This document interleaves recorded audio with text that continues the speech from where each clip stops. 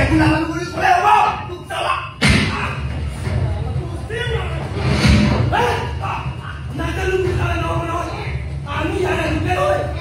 pocket গৰম নকৰালৈকে ইয়াত কোনেও প্ৰজেক্টৰ কাম কৰিব নোৱাৰে হ'ব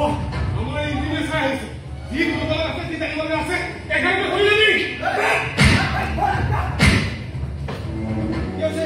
একো হোৱা নাই আমাক ভাল লাগে আমি ইয়াৰে লোকে হওঁ আমাৰ পকেট গৰম নকৰালৈকে ইয়াত কোনেও প্ৰজেক্টৰ কাম কৰিব নোৱাৰে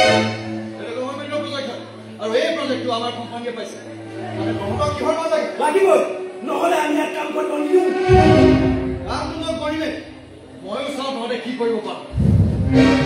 ইমান সময় পৰা থাকিলো